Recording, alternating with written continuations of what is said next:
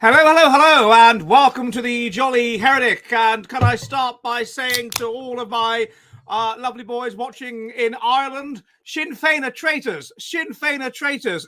I never thought I would see the day. So I'm sure Ian Paisley must be up in heaven now, looking down, saying, "I told you all along."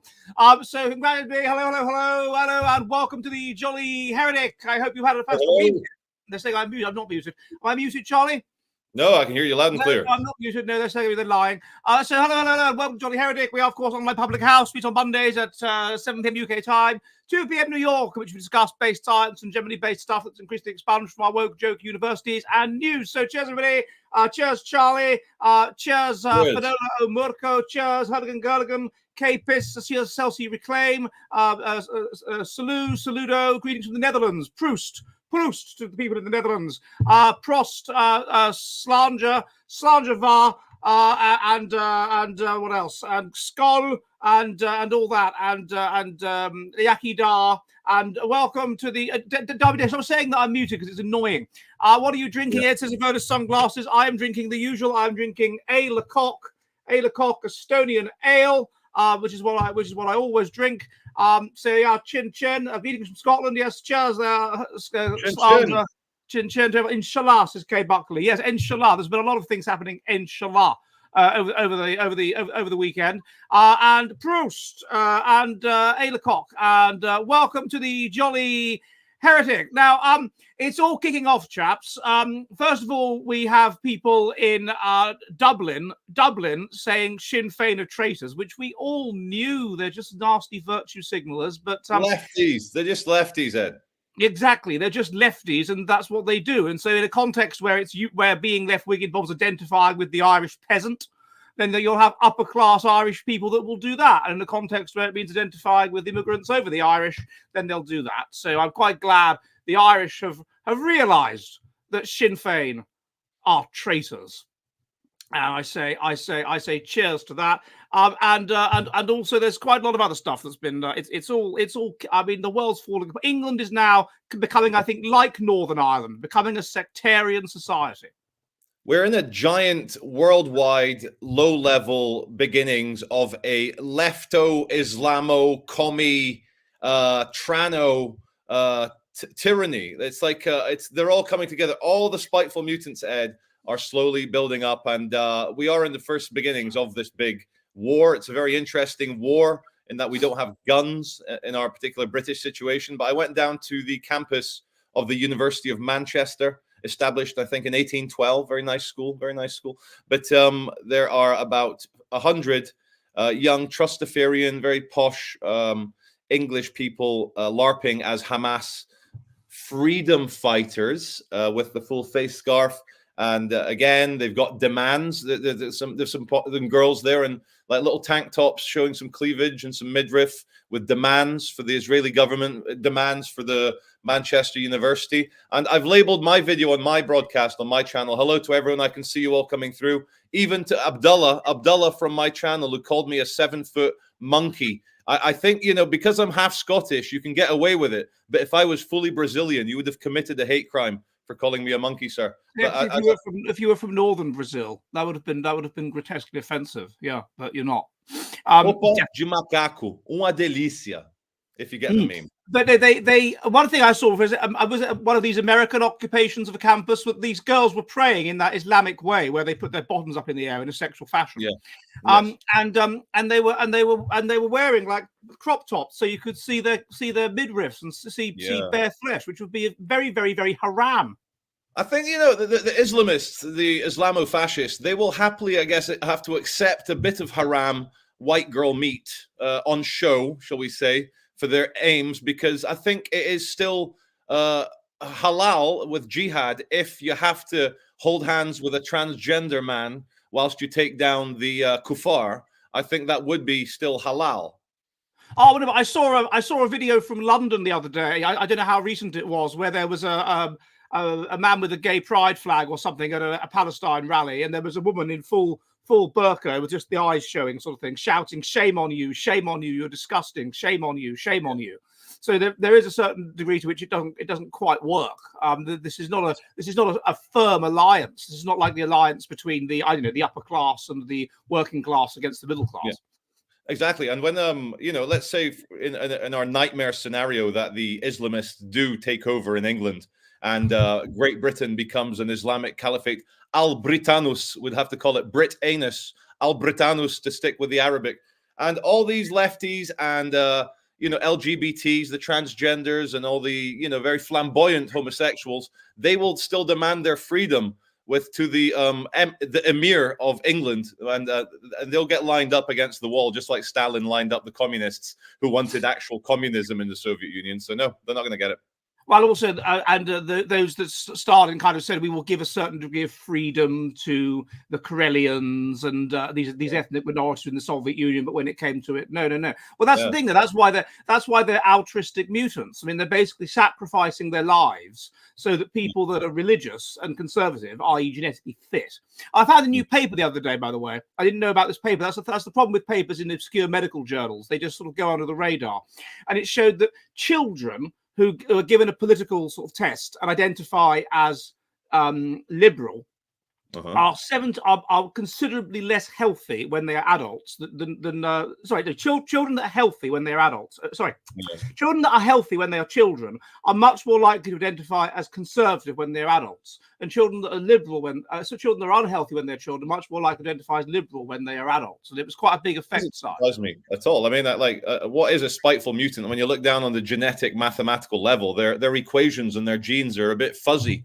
Whereas healthy children have well-defined boundaries between self and outside world, good immune systems, and so boundaries as well, translate into your psychological boundaries. Just coming back to my the LGBTs allying up with the Islamists, I think the gays would have to pay double jizya for being obsessed with jizz. For the viewers who might not know what jizya is, it's the tax on non-Muslims within the House of Islam. So yeah, you'd have to pay double jizz. Yeah. Were there actually any Muslims at this occupation at the University of Manchester that you went to? There were a few what I would describe as posh, moderate British Pakistanis, but they were also LARPing as their favorite Arabian Sunni warriors, the Hamas.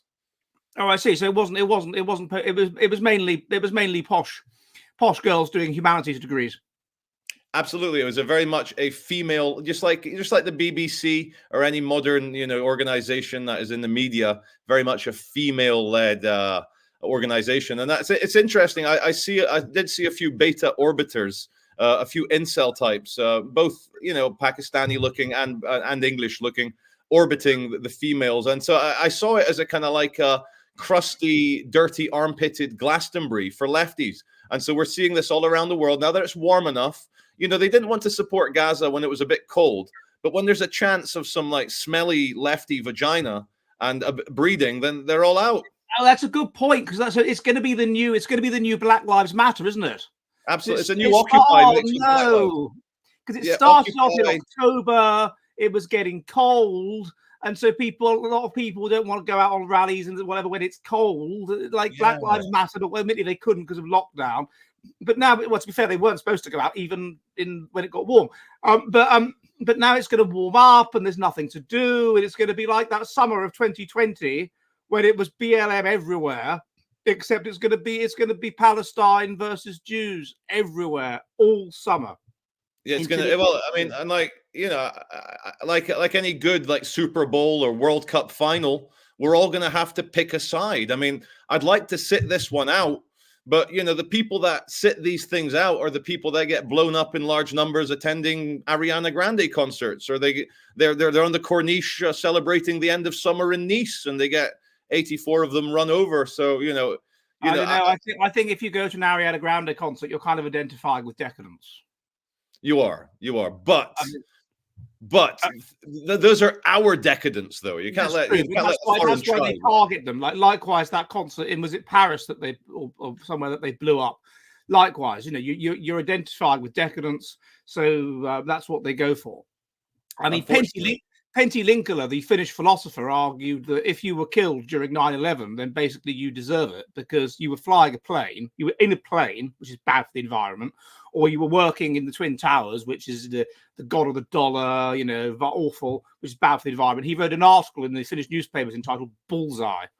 This philosopher sounds like a crazy person. If you follow that line of thinking, then any act other than leaving the house means that you deserve to have your head chopped off by Islamists, because you'll be offending Muhammad somehow. You'll be insulting the peace be upon him.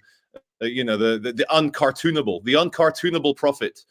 By doing anything, it offends him. And the reason why I named my part of our show Islamist Whining is that I'd like to thank the Israeli government and the Israeli Defense Forces for bringing in so many Muslim counselors to Britain. The Islamic whining and lefty whining since October. It's like, please, why can't we kill 1,000? Please, we just want... And they just it's the whining is what gets me going. And you see those memes of how quiet they are, 5,000 Muslims killed in the Congo, 250,000 Muslims killed in the Syrian civil war in the last 5 years. They're quiet. And it's 1 million Muslims killed in Yemen. And then 30,000 in Gaza. Go wild. But it is a kind of a breakthrough, though. This has happened now for the first time. I mean, for a long time, you've had in places like Bradford and whatever, Muslims slowly taking over the local Labour Association. Yeah. You've had things like that. I don't think they've done it so much with the Conservative Party, but they've done it with Labour. But what you haven't had is people actually being elected as independent councillors purely because they are extremely religious Muslims and their platform is Gaza bad. Ed, I live, not too far from Burnley, in Greater Manchester. I wish I, just for the election, had a stage name. I called myself Tariq Ali Khalid Muhammad, and my whole campaign would be literally a Palestinian flag with a crying little Arabic girl on it. But I'd get in and secretly it would be Charlie Veach, not Tariq Ali Khalid Mohammed, but that's how you get in. And it's literally, as you say, sectarian voting for whoever your Southeast Asian man is.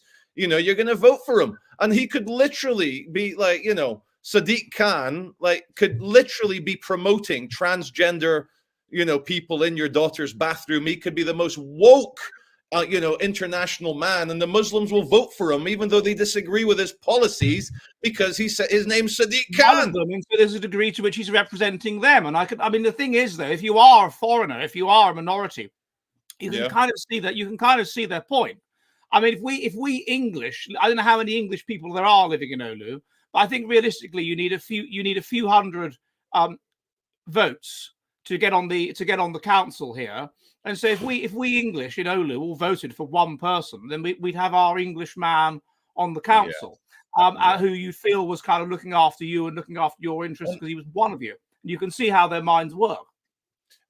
And there is something I would say just to add as well on this issue. First of all, I just want to show you the image that the Daily Telegraph, kind of center-right, normal newspaper has chosen of the Mohsin Ali, Green Party councillor. He looks like he cares about recycling and also the polar bears in Siberia.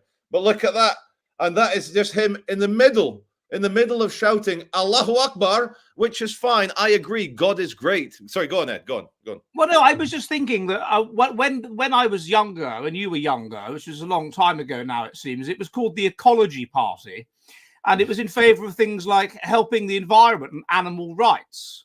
Now, I assume that this man likes his lamb halal, which strikes me as rather inconsistent with a party that surely should be against cruelty to animals, in that they have to bleed them to death slowly and in tremendous pain. And Ed, what actually makes me kind of feel very sad was when you watched him at the hustings, celebrating. There was a blonde lady with the same little I saw her, yeah. Was a little green rosette on her chest, and she was drowned out by a bunch of Taliban warrior looking guys. Let's just call it how we see it.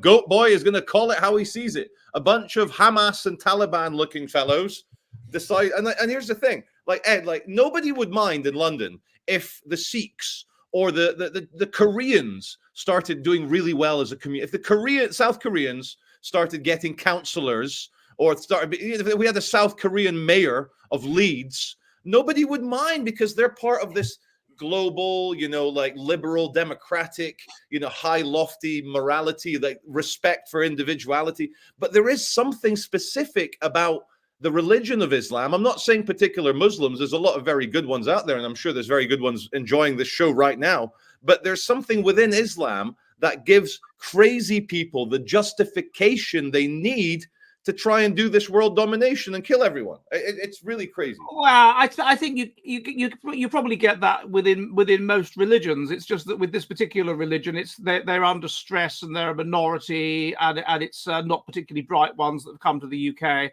and all of these things come together to create. I mean, if you're saying Allah Akbar, in celebration of being elected, you're obviously some kind of fundamentalist Muslim. I wouldn't, in the same way that if a Hindu if Rishi Sunak celebrated being elected by Prime Minister, going, oh, Ram, Ram, Ram, or whatever, So I think that's the danger. I mean, we had a Sikh member of Parliament in the UK in the 1890s. For the Liberal Party. I mean, he wore the turban and everything. People forget about that, but nobody seemed to mind. But no, it's specifically fundamentalist Islam has grown intergenerationally among Muslims in the UK. They're becoming more religious, and they have taken over significant parts of cities, of Bradford and places like this. Ed, I read a very interesting theory. I'd like to say it was mine, but I read it recently, of that young British Pakistani Muslims, or young British Muslims, second, third generation, they don't hark back to European heroes, but they have to try and find Islamist heroes from the glory days of Islam, and so they kind of radicalize themselves in their search for identity. What do you think about that? Well, yeah, I think I mean, who are you? That's the thing. You're not really Pakistani or Bangladeshi, because you've had nothing to do with that. And you're not really British, because you understand there's a strong degree to which being British is an ethnic thing or whatever.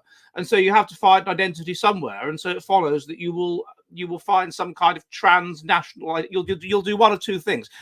One is that you might cope with it by identifying very strongly with one or the other. So say, oh, I'm absolutely Pakistani, or I'm absolutely British, and perhaps you do get some people that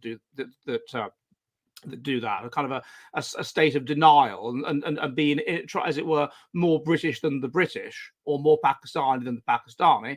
But then the other thing is that you just come up with a transnational identity, which is that I'm not British, I'm not Pakistani, I'm just Muslim. Yeah. And also, if you have some kind of identity crisis, if you can't just cope with the cognitive dissonance, as you can, of being, oh, well, I'm Scottish, I'm Brazilian, balance. But if you don't like that cognitive dissonance, if you like things to be black and white, then you're the kind of person that's going to want a strong identity anyway.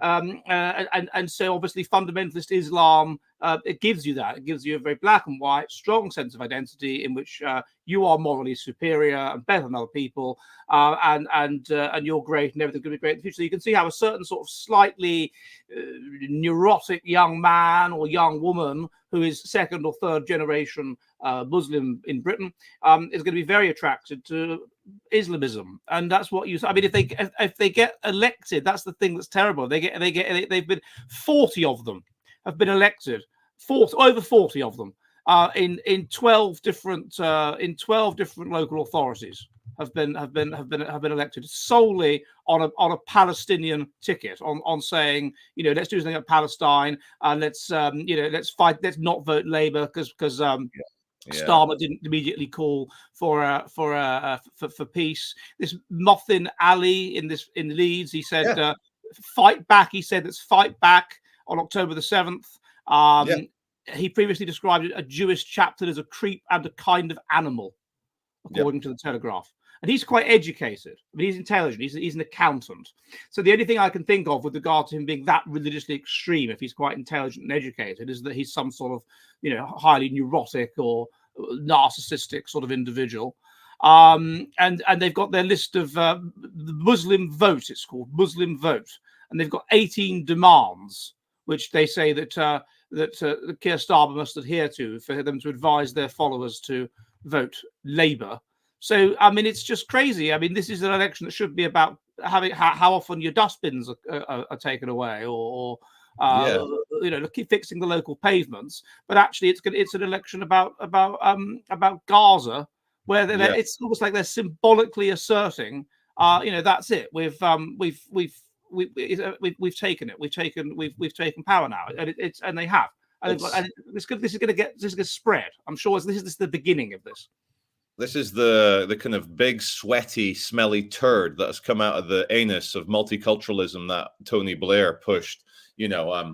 Everyone living together on the island without having to follow Britishness or a patriotic or one unifying force. Like in America, they sing the national anthem, they got the flag, give me your poor, give me your needy, I'll turn you into a powerful American dream. Everyone can believe in that. But we abandoned that in Britain. In the 90s, in the 2000s, in the 2010s, we had no, we actually mocked in all our media, all our liberal, lefty, middle classes, mocked Baza, all the kind of like working classes people, mocked Tommy Robinson, made fun of the white van man that flew the kind of St. George's flag.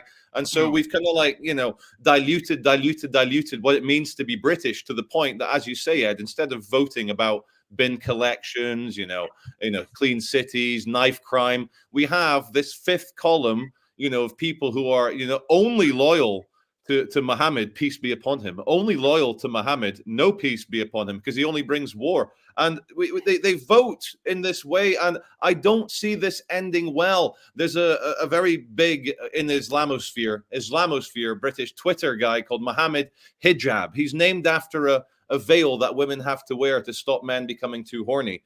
And he's saying as well, like, there's no solution now. Like, there's so many like Muslim towns now, all the cluster Bs, Bradford, Burnley, and so I don't see it ending peacefully, Ed, in 100 years' time. I don't think it's going to be in our children's generation, but our grandchildren, I think, are going to have big problems. Oh, I'm not sure I agree, Charlie. I think it'll be earlier than that. I think. Why do you think it'll be earlier than that? Because we've already got evidence for 20 years. People have been talking about how there are parts of, what's that book I read a couple of years ago by this Muslim, ex-fundamentalist Muslim.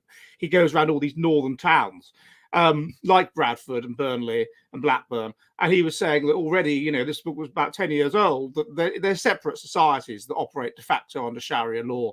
Or parts of Sharia law they can get away with. They're separate societies even now. So the parallel between, I don't know, the Anglo-Saxons and the Celts rubbing along together in the east of England, and then gradually the Celts are moved towards where there's no Saxons, i.e. the West. And then the Celts are more likely to get the plague as well. This was during the Great Justinian Plague, because they had more contact with Rome and whatever. And so then they die off, and then there's more space for the Saxons to fill. But there was clearly interaction, we know, genetically between the Celts and the Saxons. And there was conversion, and there was people with dual identities, like they'd have a Celtic wife or whatever. There's all this was going on. And I think it's a similar thing. It's just that it's in the same you got the mixture in Brazil or whatever between the natives and the Portuguese men, and it's happening. I think that working class people particularly are more likely to miscegenate, and if they do, then the child is brought up as Muslim. And this is, and because that's as well what they're saying with this, that's the identity that's got a power to it, and there's something very attractive about something that's powerful. You can see how Islam, like in prisons, I'm told there's a lot of conversion to Islam, because they're the ones that have got a sense of something about them. They've got the ones that a sense of the future, a sense of the eternal, a sense of something, and so that's very attractive. And also there's certain benefits to it. Basically, you get better food. I think, sorry to jump in, I think prisoners turn to Islam for the same reasons why incels turn to Andrew Tate. And it's the same reason why Andrew Tate turned to Islam. Instead of Andrew Tate becoming a nice, Catholic boy or Protestant or some Western force, he's become a traitor and gone for this this mid-Oriental, Mohammedan religion. And I don't see it as like a powerful force.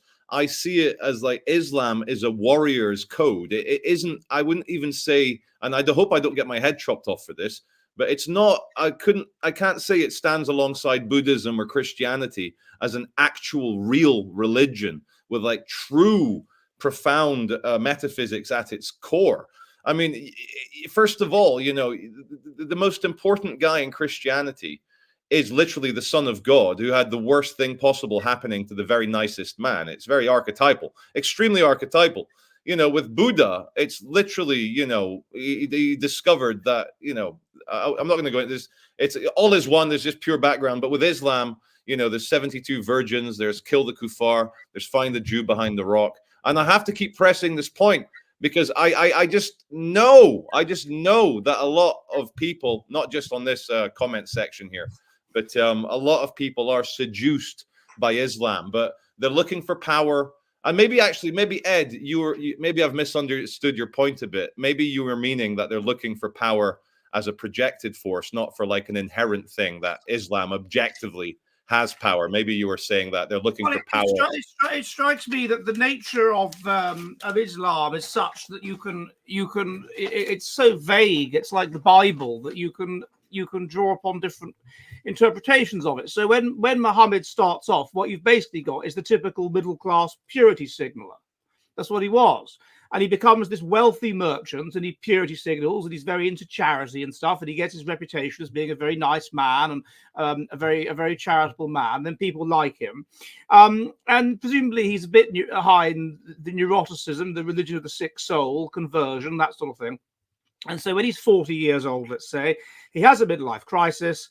He goes away. He has this charisma. He comes back and he's got this purity idea, this idea that, no, don't worship all these different gods. Worship one God. So it's a test of obedience that you worship one God. It's a test of obedience to him. It's a test of that you give up your traditional culture and do what the group does. And it's a kind of a purity thing. You know, I am more religious than you because I'm prepared to commit myself to this one God rather than hedge my bets with these lots of different gods. And then off he goes. He's driven out of Mecca because he's upsetting the authorities, and he goes to Medina. And then there's these warring tribes, and in Medina he's able to unite them with his kind of charisma and this idea of one God, which is an interesting idea because then you've got your own tribal gods, and in general, all things being equal, the big group dominates the small group. You can create a larger group if you have one God, because you can say, you've got that God, I've got that God, we're not related, but we trust in that God. So you build up a larger group, you unite the clans, and then you take over. And so you've got the Islam. That's the Islam of when you are in the position where you don't have much power, and that it's all about peace and signaling how kind you are and whatever. And basically the New Testament. It's the New Testament Islam, the Jesus Islam. And then you've got the Islam when you're being actually fought by people and killed by people and you're fighting and you're expanding. And that's the Old Testament Islam. That's the harem. That's the kill them, you know, and the 72 virgins. And then he brings in polygamy, of course. So he's big on polygamy because and then this means you've got to do something with all the incels, and so you give them the idea of 72 virgins, and so then you create this society which is warring and whatever. And then when he's at peace, then it's all about being kind and cooperative and charitable. But then when there's war, and it just depends on where you look in the Quran and where you look in the Hadith. So there's all these different kinds. But it's that if you're poor in a foreign country where you're not really in charge, or you feel your country is poor and being dominated, then you can see that the fundamentalist Islam is attractive.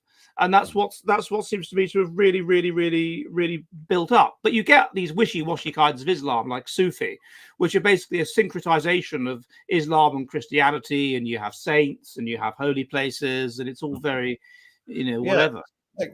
Sorry to jump in again, but to me, Islam. Thank you for explaining the kind of genesis of Islam there. But it seems almost like if you were to take politics, you got centrist, leftist, and then you got right wing, then you got far right, then you got ultra right wing. But if you keep on going, wouldn't you, in a way, form a kind of political party, stroke cult, stroke religion, where you would encourage the fanatics to blow themselves up, as you say, to deal with the incels? But wouldn't the most extreme political party be a kind of militant paramilitary like Islam in a way? And that what I'm saying is it lacks that kind of like self peacemaking force that the kind of archetype of Jesus or Buddha seems to have. Like we don't, and like you did explain it when we started 29 minutes ago, saying that they're under threat, they're number two. But I just feel that there is something maybe metaphysically, like there's a great phrase in the film Prometheus when David the robot, he goes, well, one note off will spoil the whole symphony. And I think there is a small note just off. What is the difference, though, Charlie, between being a fundamentalist, extreme Zionist Jew, who takes the Old Testament very seriously and takes the view that he has the right to just go out and just kill and expand and whatever, because God said he can do that. What's the drawing on the Old Testament as justification for that?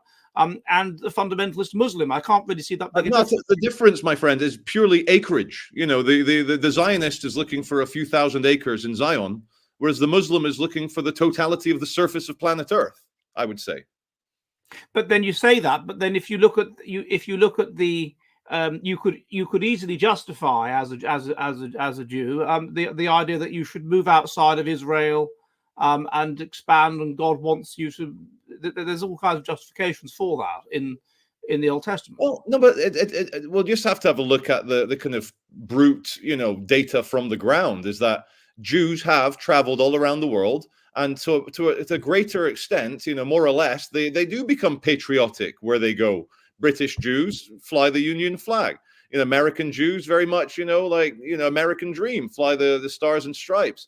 And we don't see Jews wanting, and this is, I've never in my lifetime, Ed, apart from when, was it Shimon Peres, or what was his name, got killed by a Jewish, no, but that was in Israel, so that doesn't count. I've never seen a large Jewish attack on American soil or British soil. I've never seen a large Buddhist attack in France. There is something very different. Oh yeah, true. They've got this connection to a specific land. That's true. A specific place, which is their place, which they have a theology, depending on which Jewish group you're talking about, which says that we should go back there at the end of time, or we should go back there now, or whatever. That's true. Whereas Islam has an expansionist kind of theology in some forms, such as the theology of Sayyid Qutb, the Egyptian Brotherhood, and his idea was that basically the world is a disgusting, vile toilet of filth, and the people are too stupid to understand what's good for them. What's good for them is Islam, and it's almost like our paternalistic duty to convert people to Islam.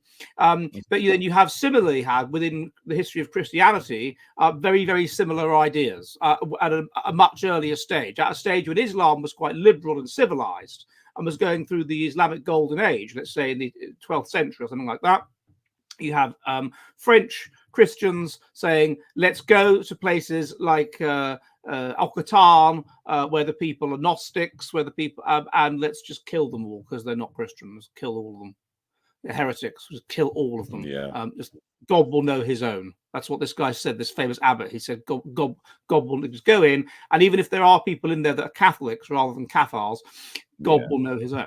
I always feel not uncomfortable, because I never feel uncomfortable in your presence, Ed. I always feel very comfortable, especially to speak my mind. But I always feel a bit uneasy about, when we discuss the problems of Islam today, and then we say, well, we were awful 1,000 years ago, or doesn't help us in the arguments today. And, like, previous awfulness does not excuse, current awfulness in your enemy. And so I'm just, coming back to when I asked you, like I said, I think in 100 years' time, I think our great-grandchildren will be fighting the English Civil War. I think for now, the Muslims are going to dominate the womb. They're going to, keep, this kind of consanguineous marriage of first cousins going to get the shock troops, to get the incels, to get the kind of forces. And then it's going to build up. We're going to have like triple inbred forces 100 years from now, where like Abdul will be like bred for war. Okay, I'm kind of imagining this like creature with like 8 legs, dominating and running around. But I think they're going to, for the next 75 years, they're going to dominate. Every city is going to have a Muslim mayor. Every council is going to be Muslim. And then we're going to start to see the kind of try to get blasphemy laws and, you know. Yes, what I would agree. I think that's probably true. That's probably true. And that's the thing with an intransigent minority. I forget the name of the who is the guy? Is it Gab Saad or whatever his name is? They came up with this idea, the intransigent minority. And if you're an utterly intransigent minority, then most people just want to cooperate. Most people just want to get on. Most people just want to grill. And they will cede power to you as much as they can just to make you shut up and stop going on. And so that's why increasingly you have shops that will sell only halal meat. Yeah, because they want to sell it to everybody, and it's the people that are moaning, oh, we only want halal stuff, that are the problem. So the other people, they don't care whether it's halal or not. And so suddenly the intransigent minority of halal people get everybody to eat halal. Or in Finland, you have these people. They really, really annoy me.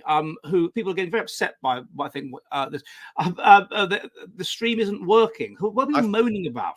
I think it's working very. Ed, I think we're getting some troll comments because we're talking very spicy things. Some people are trying to disrupt the show. Oh, I see. Right. Yeah, I have seen that. Could you ban the person that keeps saying defund Ukraine if he's on your channel, please? He's annoying me. Yes, I will. Okay, ban the ban. Make it one more time, you little shit. Go on, I'll get you. Ban them. Anyway, so they people saying it's buffered as well might need to be banned. But defund Ukraine. There's one. Get him. Get rid of him. If he's your channel, get rid of him. Where was I? So like in Finland, you have this thing with people that claim to be allergic to milk. They claim to be lactose intolerant. It's very irritating. And so the consequence of that is that now you go into some small shops and you can't get normal yogurt. They only sell this funny, sweet tasting lactose intolerant yogurt. It's the intransigent minority, and Muslims are an intransigent minority. And if you go back to a few generations, then we had much more of a sense of ourselves as a people. We were much more ethnocentric, and we were closer to death. Perhaps people born in 1910, a lot of them would have lost a brother or a sister when they were kids, or they fought in a war or whatever, you know. And they weren't having this. And I remember I always sticks in my mind this case of Charles Taylor, who stood to be the Conservative member of Parliament for the safe Conservative seat of oh God, what's that place called in Gloucestershire? Anyway, just completely out of my head. Cheltenham, and he wasn't elected, even though it was a safe seat in 1992. This was because there was this backlash by the local people in this overwhelmingly white town. And the Liberal Democrat candidate subtly said, "Oh, vote for your local candidate." And there were people writing to the local newspapers saying, "Oh, I'm voting against the invader. I'm voting Liberal Democrat for the first time in my life. I normally always vote Conservative." And that reaction, it was so strong. And in the same way that in India in 2004, they elected fair and square Sonia Gandhi, who was Italian, who was leading the Congress Party, to be prime minister. And the reaction was so strong. This is a national disgrace. We can't have this. Like the English in Cheltenham in 92. I remember the interview on watching the election, and David Dimbleby said to whoever was the chairman of the Conservative Party, Chris Patton or something, "Don't you think it was not a very good idea to put a black person as a candidate in Cheltenham?" Imagine saying that now. Do you think that was a bad idea? You shouldn't have put a black person in Cheltenham. Put a black person up in Brixton or in Cheltenham. It was just assumed that he's not going to get elected. And so that's the thing with and that's what they were, an intransigent group of people. And so they get what they want. If you really, really, really go on, like in this country, in Finland, if you want to, you can just refuse to speak Finnish, and you'll basically get what you want, because they want your custom, and so eventually you force a situation where people are having to operate things in English. This is increasingly happening because of your refusal to learn Finnish. And so you find now, in a way that was not the case when I first came here, signs in English, things in English here, things in English there, because of you just get these people that just won't learn the language, and they're intransigent, and they get what they want. It's quite sad, really. It is very sad. And speaking of people who just won't learn, just very quickly, just because it's very interesting, and I know we've got a few other things to talk about. I found out today, it's been confirmed that there are 1,500 French Foreign Legion troops just off the front line in eastern Ukraine, just helping the Ukrainians with the Donbass fight. And I was like, oh my God, NATO troops in Ukraine, but not quite so quickly. There are no French citizens in this particular battalion of the French Foreign Legion, but they are certainly French-run organized troops in the east of Ukraine. And in a way, this is Macron's anger, because in the Western Sahel, Senegal and above, Mali, Niger is a big one, very much in the Francophone sphere of influence. They've all gone commie. They've all got Wagner troops now. They've all got Putin troops in there. So now, very quickly, I just wanted to mention this because it could potentially be seen as a big escalation that we've got French-run troops actually near the front line in Ukraine. You see, one possibility with regard to what you were saying earlier about not liking necessarily to talk about the history of Christianity or the history of Islam, but I can't help it. I can't help it because it's just come into my head. Yeah. But one possibility is that during that period, because we had this massive collapse of Western civilization in the 5th century, and because it would have been selection against intelligence in the same way that we have now. So one possibility is that Islamic civilization was for a period more intelligent than the West. And so that's why the light of civilization moved to places like Cordoba and whatever. And that's why the kind of Islam was much more liberal and pro-knowledge and drew upon these selectively, very selectively, these parts of the Quran that will say, oh, Allah wants you to understand his creation and things like this. And then, of course, then their civilization collapsed. They were under weaker selection pressures, and so therefore we have now this interesting difference. It's quite an interesting possibility, and I wonder about that. But anyway, yeah. What were you going to move on to though? We have the campuses. French Foreign Legion in Ukraine. Yes, well, I don't know much about that. So, but I didn't know about that. That's news. That's news to me. So, but I mean, who's winning the war? Are the Russians winning the war or the Ukrainians winning the war? On the surface of it, for our domestic consumption, Ukraine are doing really well. But the unfortunate realpolitik is that Russia is making steady advances, and it looks like they're going to take everything east of the Dnipro River, which would be really bad for Ukraine because that's almost a third of the whole of Ukraine. So Ukraine is reduced in size heavily, and then there's a truce. And then Russia could almost cut them off from the Black Sea by taking Odessa and hooking up with the Russianites in Transnistria, and then it's game over for the Ukrainians. And this is why World War III is heating up. And did you see the Oxford and Cambridge tent cities for Hamas had today? Did you see that in Oxbridge? No, but it's what I would predict because people are idiots, and so therefore they imitate what they see Americans do. That's what we've been doing for the last 100 years. Yeah, so who would have thought that leftism and Islamism together? Like was Enoch Powell? Sorry, was he confronted by lefties in the East End of London? Was there a big fight when he went marching in East London? I think that was Sir Oswald Mosley you're thinking of. Sorry, Mosley. My apologies. Yes, yeah, Mosley. And but now the lefties are I think because the lefties see Jewish people, as I said a couple of weeks ago, the special forces of white people. The kind of clever, hardworking, clerical special forces of white people who, run the administrative things in Israel and around the world.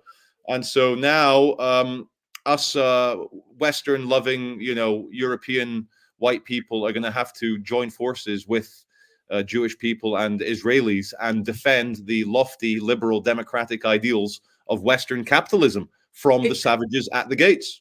It's an interesting dilemma for people that are. There will be a poem for the person that's asking. Yes, but it's an interesting dilemma for those that are on the, as it were, far right, because one of the things that you find on the very far right is that is of course a sort of what you might call anti-Semitism. Is the marker of being on the extreme far right is to say to somebody how many, and they say not enough. It's like Holocaust denial, whatever. And so both the far right and the far left are united as a whole in one not liking Jews because Jews are rich and on average higher in intelligence and higher in status, and therefore compared to the Palestinians, we'll identify with those because we always identify with those that are disempowered, and the Israel is empowered. That's their difficult psychology. But then on the other hand, of course, they want to virtue signal that they're against the Nazis, and the Nazis didn't like the Jews. So it creates this dissonance for people on the far left. But I guess it also creates a dissonance for people on the extreme right, because they're like, on the one hand, we don't like Jewish people or whatever, but then all the vile woke people that the far right hate are all also anti-Jewish. So it's a difficult one. And when you said earlier, well, we have to take a side, it's going to be quite a difficult one for people at the extremes. The people on the far left have made the decision, though, obviously, which is that they hate the Jews. The people on the far right, not so much. I think like a way we can try almost cure some of our secular anti-Semites is maybe plot a graph showing how countries that are friendly with Jews, or throughout history, European capitals that were very tolerant of a Jewish presence, did very well. I think Amsterdam, at the height of the Dutch Golden Age in the very early 1600s, was very tolerant to the Jewish diaspora. They had Baruch Spinoza, the idealist philosopher. Spinoza came out of Amsterdam. He was actually expelled from Judaism for his German idealist philosophies about the nature of God being in everything, a very almost Sikh or Buddhist Jew.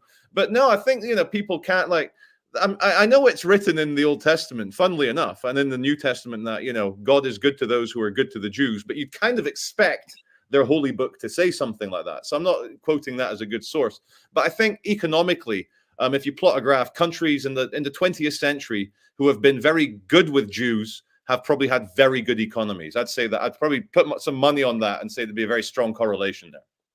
Well, I mean, certainly they are industrious and they are inventive. Presumably, the flip side, the negative side, is that obviously they are a minority, and a minority can be expected to become ethnocentric and to militate in favour of its own interests, to the detriment of the broader society. So, in Finland, for example, you have the Swedish-speaking Finns, and every important thing in the history of this country has basically been done by the Swedish-speaking Finns. Every genius that's a Finn is a Swedish-speaking Finn. They're hugely overrepresented in every aspect of socioeconomic status in this country. But then, on the other hand, of course, what the last thing they want is a nationalistic Finland. So they tend to be in favour at the moment. The Swedish-speaking party, which about 70% of Finland Swedes vote for, tend to be in favour of multiculturalism and whatever, because they take the view that as a Finland Swede that we don't want a Finnish Finland. But then on the other hand, if you would, someone saying Vietnam, that's an interesting point. Whoever said that, whichever Finn is watching, as an example, I assume you're highlighting Vietnam as an example of a Finnish genius. Yes, he was a Finn rather than a Swedish-speaking Finn. But let me ask you this. In which country did he do his genius work? Was it Finland, where you're not allowed to rock the boat and not allowed to put your head above the parapet, and questioning anything is bad, and oh dear, oh noni, all this stuff? Was it Finland where he did his genius work, where he came out with his brilliant stuff? No. He left Finland and he moved to Germany, and it was in the more intellectual, free-thinking, ironically, environment of Germany that Vietnam came up with his fantastic stuff. It wasn't in Finland, where the social pressure to conform and to not be different and whatever is high. And the other Nobel Prize winners for science, who are Finns, are all Swedish-speaking Finns without exception. I mean, I suppose you could argue, I mean, who invented, I think even the Linux, the guy that invented Linux is a Swedish-speaking Finn. I don't know about the guy that invented Angry Birds. Someone will have to look into that. I believe it was a Finnish-speaking Finn that invented the text message. But Nokia. No, Nokia would originally have been a Swedish-speaking company, but the guy that invented the text message was a worker for Nokia, and I believe he was a Finn, but he was so sort of humble and group-oriented that he didn't even realise the brilliance of what he'd done. Yeah. He was just sort of, nobody knows who he is. Imagine if he patented it. Yeah, like I a lot of some very interesting. I've been following the comments coming down as well, like some very strong opinions, which I really like to see as well. But like the way I would describe, like from what I understand of Judaism, and I hope I don't get banned for saying this. First of all, every show when we talk about Judaism, I always want to criticize their collective insanity of mutilating the foreskins of their young boys. Now, I'm against that. I'll be against that until the end of the world. But I think part of the success of Judaism as a, how dare they, being a successful minority, is that they've got the Orthodox Jewish community, which is kind of like their beating heart of like weaponized autism, you know, with all the academia and Torah study and Talmud and synagogue and all that stuff. But it's not the kind of like Orthodox autistic Jews, which give us all the great inventions and Nobel Prize winning in mathematics or finance or pharmaceuticals. It's the kind of outliers who kind of like go off into the kind of like normal, metropolitan world who become extremely successful Jews. It's not so much the kind of like, hyper devout Jews who like are part of the kind of like core super autistic, Torah studying group. It's always the offshoots. But coming to what you said about your Finnish genius. Sorry, go on, Ed. Go on. Well, no, but that's a good point, Charlie, because couldn't you say a similar thing? So the core of Western civilization is Christianity of a very religious form. And then the universities were founded on a kind of Thomas Aquinas neo-Thomism kind of idea that it is our duty to understand God's revelation. And therefore, it is our duty to tell the truth, because the purpose of university, of academia, is to understand God's revelation, and therefore to lie is blasphemous. And so, therefore, you have these much more liberal religious types like Isaac Newton, people that were deists, whatever, that are trying to fiddling around with alchemy and heresy and God knows what. But the core of the society, which will lay down its life and die for the society, which allows, therefore, the safe space of the academic environment to flourish, is a sort of hyper religiosity. Yeah, no, absolutely. And maybe we're seeing the attempted establishment of a kind of like neo-British Pakistani Islam, which has a slightly different flavor. And because they've not established, I guess, a kind of peaceful core like the Jews have in Britain or any other Western country where there's a healthy Jewish population, I just don't see. I mean, the mosques seem to be more to kind of like pacify the kind of everyday working class Muslims. I don't see a kind of elite Muslim beat it like a kind of core like Eye of Sauron like. Well, there's not many elite Muslims. They haven't done socioeconomically well. But if you go to countries where, like Turkey, then you do get liberal Islam. I mean, you get these groups, the Alawites, for example, where it's so syncretized with Christianity that they have a mass and they drink the red wine blood of Ali, who was the successor to the Prophet. So they even drink alcohol. So they're in places. It's changing though. I mean, the stands, Uzbekistan, places like that. Though it's changing. Like Wahhabi Islam is the big thing among young people. So maybe that was the case during the Muslim Golden Age, that there was a core of Salafists or whatever. Sorry, Salafists, and then a sort of a Greco-philic section that developed from that. It's very. Anyway, look, we're about halfway through. So to those that are new, hello. Welcome to the Jolly Heretic. We are an online public house. We meet on Mondays at 7 p.m. UK time, 2 p.m. New York, and we discuss based science and whatever's going on in the world, which increasingly expands from our woke joke universities and media. And with me, I always have my good friend, Mr. Charlie Veach, who do subscribe to his channel, Charles Veach, who is known for his anthropological analyses of Manchester. And do also please subscribe to my channel, the Jolly Heretic. I'm almost at 100,000, a minnow compared to Charlie, but I'm almost at 100,000. So please, but it helps us violently if you like this. If you subscribe here, subscribe on Substack, and also subscribe. Odyssey, and also subscribe on my. Oh my God, I haven't signed into the old Entropy. Shit, I'll just do that now. And also subscribe on my Substack. That is Jolly Heretic. Hang on.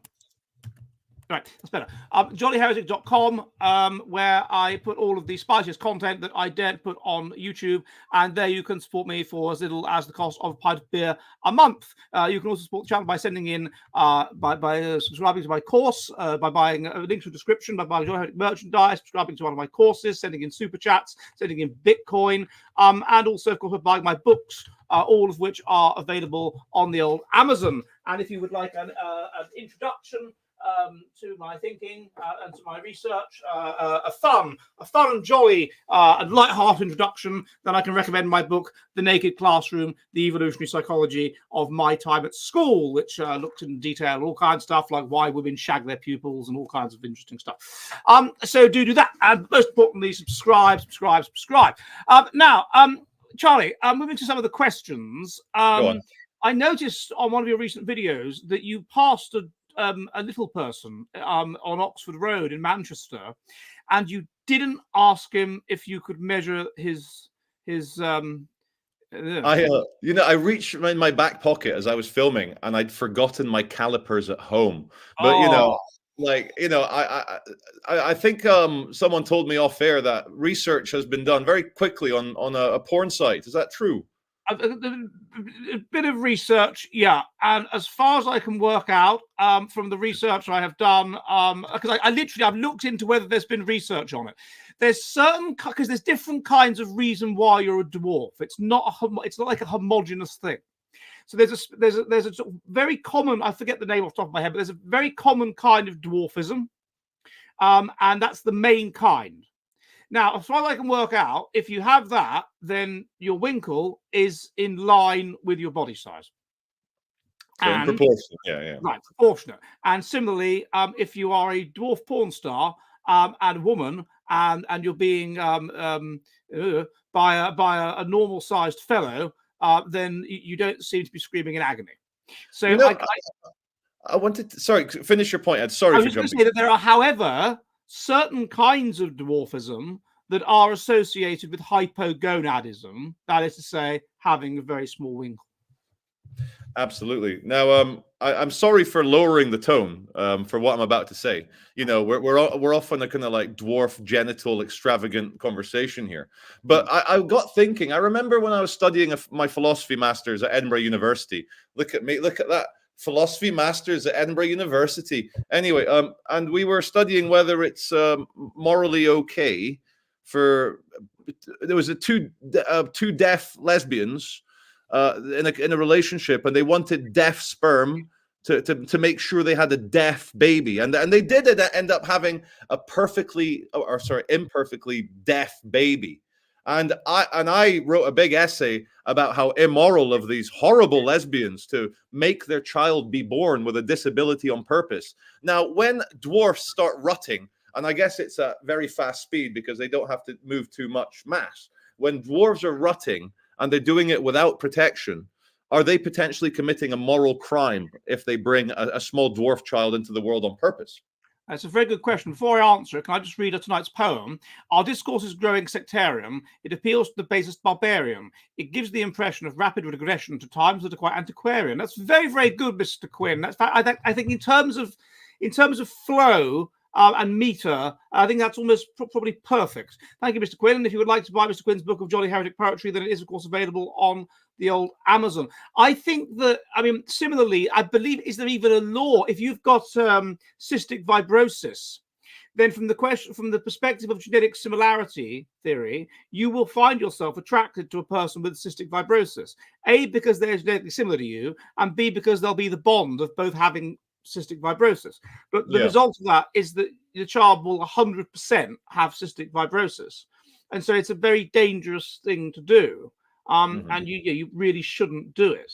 And in the same way that the Ashkenazi Jews, due to inbreeding and so forth, have very elevated likelihood of various genetic disorders such as Tay-Sachs disease and a number of others. And they have a screening program in Israel. You can see, if you know perfectly well. Like, I know a couple that are both autistic, and they have they use embryo selection. They have deliberately selected to have autistic children. I think it should be banned. I'm sorry, like there's a lot of controversy, like can the state be involved in any social engineering? But I think, and we can kill a lot of birds with the same stone here. We need to ban all cousin marriages in Britain, second degree, even third degree. And I know you did a video saying that third degree marriages are probably the best ideal, for balance, for like future health. But Yeah, but Charlie, it falls off a cliff after second cousin. So the likelihood of you having double doses with the third cousin is nil. Okay, ban first cousin marriages. That'll make a lot of the British Pakistani community suddenly very genetically healthy. In one generation, ban it and like say not allowed. And like whilst we're at it, and sorry to bring in other points here, but the IDF are about to invade Rafah. In fact, I'm going to switch on the news. If Israel drops some big bombs and I'm not watching it live, I'll be disappointed. I am a news enthusiast. I like to see these things live. So what they should do to get back the hostages, Israel needs to say, Hamas, give us back the 133 hostages, or we're going to blow up the Al-Aqsa Mosque tonight. It's going to go boom, boom, that big golden dome that you're all so obsessed about. It's like you have to weigh up, Islam, the global ummah. What do you want, Al-Aqsa Mosque, or to keep torturing the families of those 133? So we ban marriages of cousins. And then also, whilst we're at it, whilst we're saving the world, I want to say very quickly, I think once the kind of big Muslim civil war happens in England, I think Great Britain will be dead and finished. I think we're going to have hyper religious Christian states. We might keep the St. George's Cross, but it won't be called England. It will be something like the royal kingdom, the royal Christian kingdom of Mercia or something. And so with that, we need to also start to ban stupid people. No, sorry, cut. Sorry, Ed, that was a joke. I would say, speaking of the opposite of stupid people, I remember, chaps, that there'll be a Jolly Heretic meetup on the 31st of May in London, where I'll be showing my new film, Year Zero, about the destruction of Britain. These tickets are sold out, but the VIP tickets, where you get to have dinner with me, Carl Benjamin, Sargon of Akkad, the comedian Nick Dixon, the narcissist expert Richard Grannon, and oh my god, I think somebody else. It's completely out of my head. There's definitely another person involved. Anyway, that will be happening on 31st of May, and there are still tickets for that, and you can get those on my website, thejollyheretic.com. So go over there. And I'm sorry for that other person that your name has gone completely out of my head. That's awful. Hang on, me. So, oh yes, Academic Agent. That's the one. Academic Agent. The reason is because he was the last to confirm. So yes. So come along to that. Oh, Ed, just very quickly. Sorry, one thing. 20 years ago, almost 20 years ago to the year, almost 19 years ago, almost exactly, when the London bombings happened, I thought the rise of Islamism would have a chilling effect on young girls dressing as prostitutes on a weekend in Britain. But it seems to have had the opposite effect, as we've had the degeneracy ally with Islam. Young girls nowadays, like when I was a kid, I used to be happy to see a bit of cleavage, you'd be very happy. But nowadays, you're getting like see-through tops, nipples out. You're getting translucent trousers, full pussy shots on the street. And it didn't used to be like that. And I used to joke around 10 years ago saying, oh, the Sharia law is going to at least, stop this kind of like degeneracy, but it hasn't. Well, there seems to be a kind of weird coming apart, which is happening. So when I was at university, you could distinguish a little bit between whether a girl was a student at Durham or just lived in Durham by virtue of how tartly she dressed. And so the little girls, would come in from Essington or whatever, and they would wear practically nothing, and it'd be like -5. Whereas the students would wear like a little bit. Whereas I understand it that now there's this change that because Generation Z are so mollycoddled and so unused to having to think for themselves and so unused to danger and whatever, that they don't drink as much as we did in our generation. They're much more health conscious. They're much less inclined to get drunk, and which is resulting in the shutting down of nightclubs in university towns. Like, it's so bad that nightclubs in university towns that used to be reliant on pissed students are shutting down because young people, like students, are not drinking enough. Whereas I get the impression that among those that are not left-wing woke people, i.e. not students, there's no real change. So then you get there's this weird coming apart that's happening, hollowing out of the middle, and it's just people that are cautious. I mean, they're not even learning to drive. These young people. That it used to be like a rite of passage at 17 or whatever that you learn to drive. No, they're Well, not doing I blame Tinder and other social media apps. I mean, we saw it, Ed, like just when we were in our early 20s. It's Facebook started in 2005 when we were 25, 26. But for young people nowadays, like they're not having sex in big numbers because all the girls can basically have sex with Chad, with the alpha male on Tinder, and they've all got access to him. And so Chad, a 10 out of 10 male, is having sex with all the kind of 5 out of 5, 5 out of 10, 6 out of 10, 7, and all the beautiful girls. And so all the average men, all the kind of 3 out of 10, 4 out of 10, 5 out of 10, 6 out of 10, even the 7 out of 10 men in terms of attractiveness and desirability for mating are not finding any mid-range girls next door. And the thing is as well that you get more attractive to women with age because women sexually select for status. Yeah. So as you grow up and form, you create a successful YouTube channel, as we both know, then it gets easier. It gets easier. Whereas they have this thing where in their 20s, which we never experienced, you can't get any punani. I mean, it must be awful for them, the poor chaps,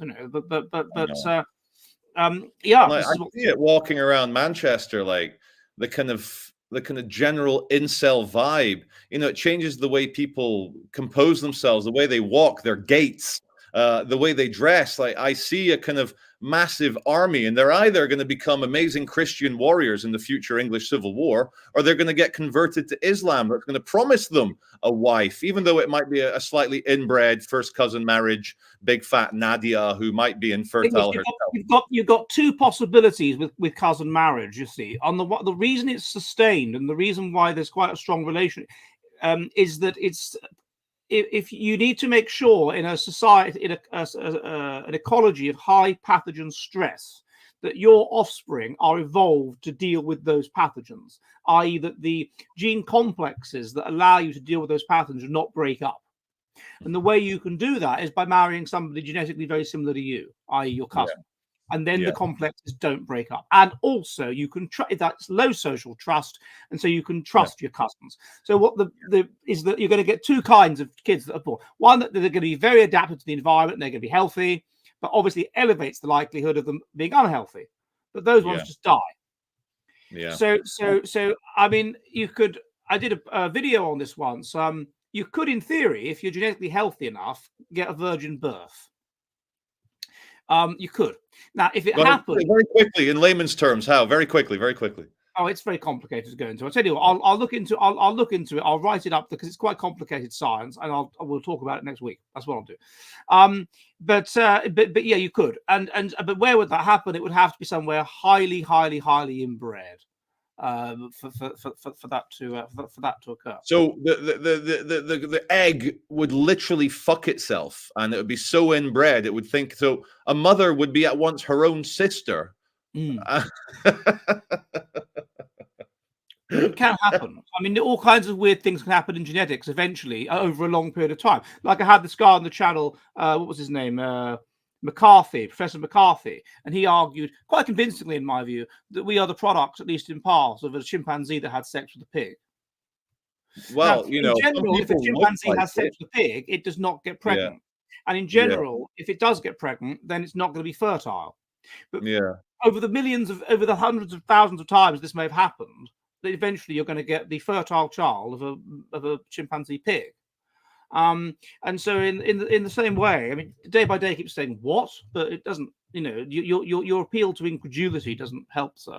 It does.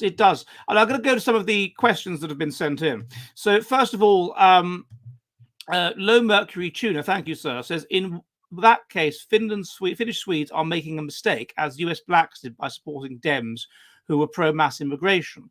Both should have supported a binational society, zero immigration. Mass immigration caused them to lose paramount minority status. Yeah, that is true. It used to be that the official second language of Finland was Swedish.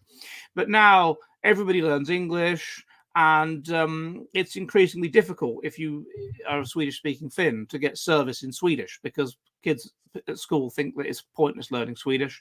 So, and you get the situation where, you want to see a doctor in a Swedish speaking area and there's just not enough people to be seen.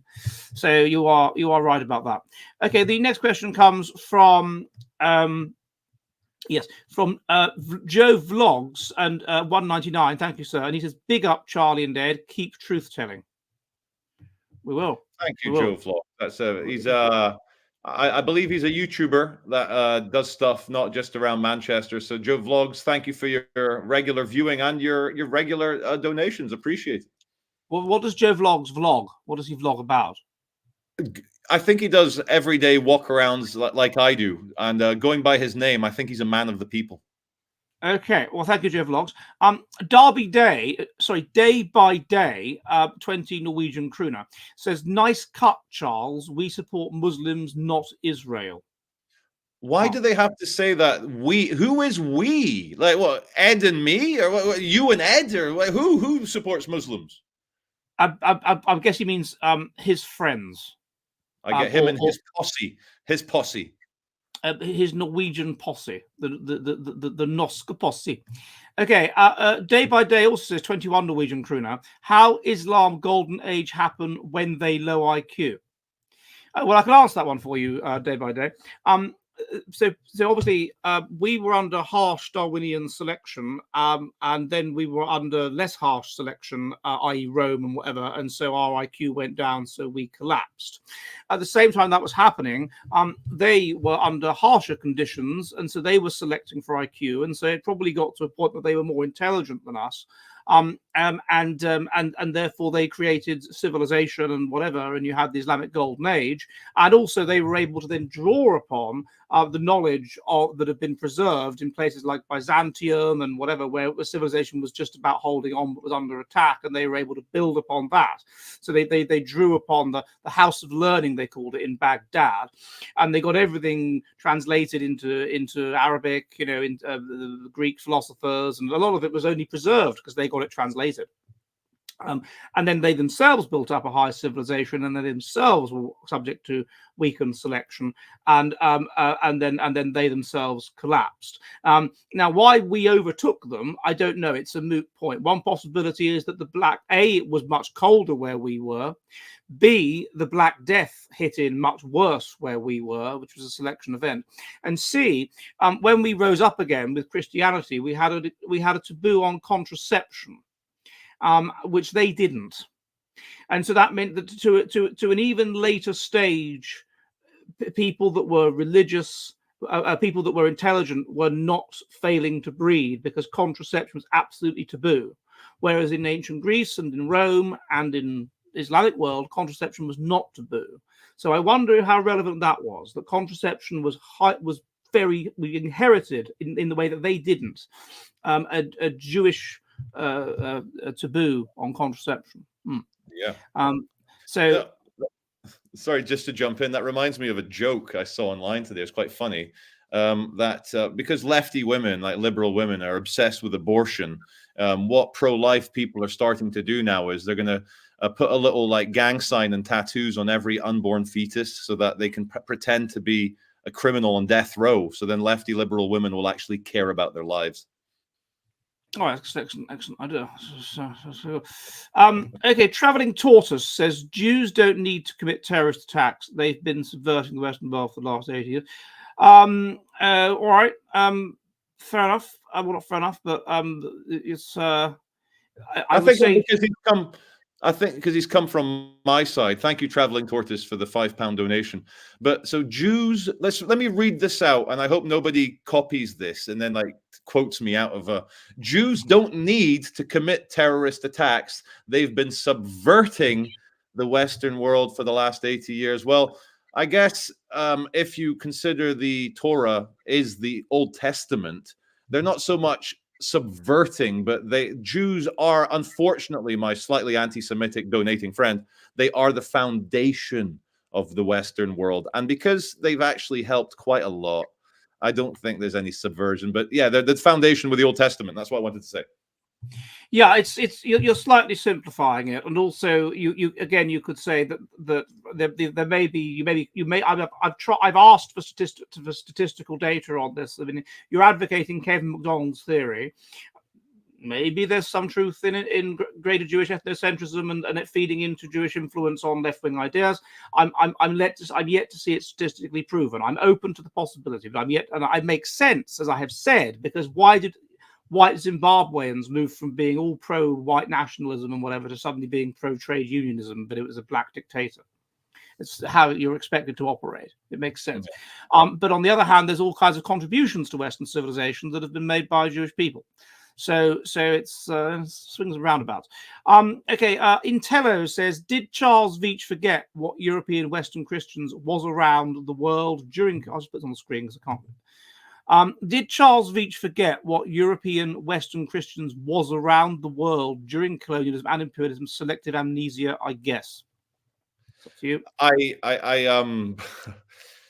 Okay, so I think should it be were? Is that like was in it? Like, hey, bruv, what they was?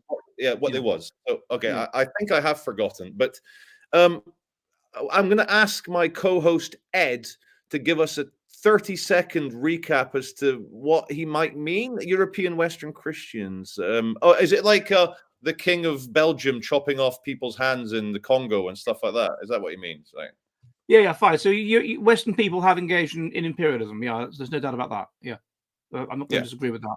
And it's a good thing.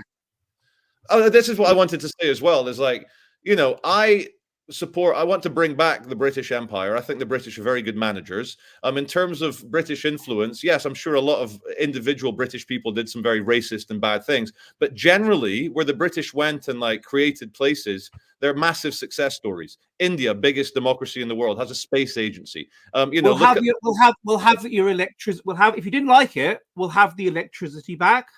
Yeah. We'll have the trains back. We'll have the cars back.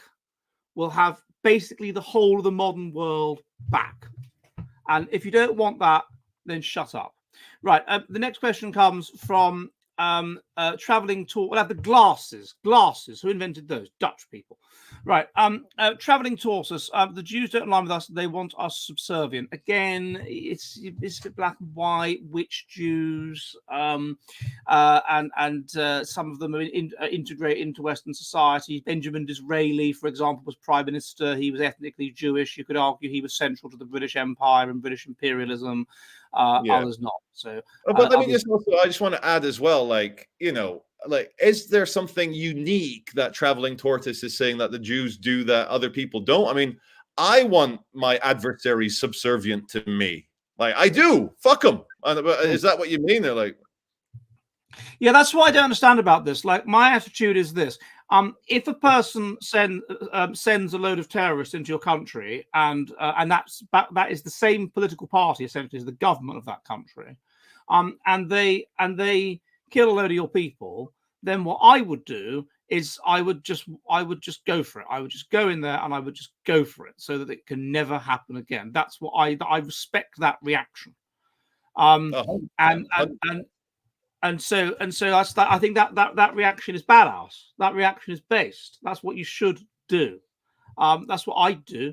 So I can't really. Like, yeah, Israel is a big fat right-wing American with a "Make America Great" hat again, sat in his garage with a fully loaded AR-15, and then 3 inner city urban ferals break into his house, and he's fully armed, and he's like, "Thank you, Lord, I've been waiting for this chance to let off some steam." And as I say, as we speak, Rafah, the ongoing clearance of Hamas, and what I love about the Israelis, one thing I love about them, apart from the kind of chopping off foreskin, stop doing that nasty, evil foreskin choppers.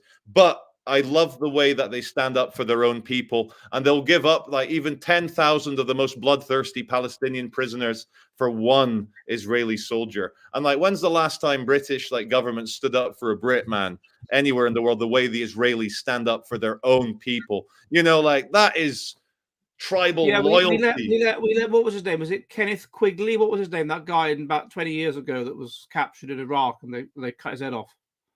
And they just let him die. Keith Quigley. I bet he was from Liverpool or something. He was an engineer in Iraq. They captured him. Yeah. It's very nasty. They put a video up of his head being sawn off. They don't just chop it off, like they saw it off. It's very unpleasant. Yeah. So the next question comes from Traveling Tortoise. Thank you, sir. And he says, think England would be okay without the small hat people. They tend to keep themselves, don't integrate and control the financial systems. All right. I don't know. I mean, I've had various Jewish people on my channel over the years, and I can't agree with. And one thing I want to say to Traveling Tortoise, white people that keep whining about Jews are exactly the same as black people that keep whining about white people. There is certain parallels, yeah. The next question comes from I can't remember this person's name, is some sort of alien. LKD70, 15 shekels. Shalom, brother. Free Palestine from Hamas. Free Britain from Mohammedans. Yeah. So, you know, I think this Israeli viewer has been a long time, supporter of my channel in small shekel amounts. You know, they're not too frivolous with their money. They're very good with their money, my Israeli friends. But he actually he set up for me like the Scots. Yeah, he set up for me LKD70 PalestinianFlags.com that redirects to my YouTube channel. So all the young fat lefty they thems looking to buy a Palestinian flag, they get redirected to the Charlie Veach channel, and I get those shekels because they go watch this, they watch a video, and they don't get their flag. So shalom, brother. I appreciate it. You know, I wish you great success with growing back your foreskin, but I thank you very much. You are a brother of mine. Look, I mean, like circumcision. The thing is, it's a marker. It forces you to be loyal to your group. That's, I think, where it's come from. So it means you can't defect. It's true, but I think it also has the effect. It makes you think about sex a little bit less because the nerve endings are all, worn away. Yeah, I didn't understand when you have scenes in American movies like American Pie or whatever where they're going to masturbate, and then they get like hand cream and stuff, and I never understood that. They need hand cream. Yeah, they need hand cream because they don't have a little floppy foreskin to rub back and forth. Yeah, I suppose they could wag holding the shaft. It's just, I don't know, it's just weird. If you're American, as I believe that it's quite common to circumcise people in America, or indeed Jewish, or indeed Muslim. It's coming down a lot in America. Go on. Yeah. But if you are any of those things and you would like to tell us from an anthropological perspective how you deal with this problem when you are relaxing in a gentlemanly fashion, then we didn't get many dwarfs writing in last week, which was upsetting because I wanted that data. But if we could have any, I know about half my viewers are American, so and about 80% of Americans born in about 1980 were circumcised. Oh yeah. So I'm interested to know. Okay. Lekeva sends in $19.99. Thank you very much. It's very generous and not even a question. So thank you very much, Lekeva. That's very kind of you. And then Michael sends in 5 New Zealand. It must be very early there, Michael. Yeah. Well, you're not very early, Michael. Or still awake very late. I don't know. Maybe you're on a bender. Criminals are confident and have a high birth rate. Yes, this is true. Should we be concerned about our out of control, I think you mean, crime? See Xiong Yao 2014 NZ has a lot of violence. Yeah, you should, because there's data from New Zealand on this that was discussed in Adam Perkins' book, The Welfare Trait, and he shows that it's called the Dunedin study or something, some town in New Zealand. And he shows that the only group in New Zealand that have among the whites that have above replacement facility are the criminal underclass. And the heritability of these traits is quite high. It's at least 0.5, probably higher, actually. So intelligence 0.8 heritable. So it's quite dangerous what's happening in New Zealand. And New Zealand is not alone. It's happening in every Western country that has a high welfare system.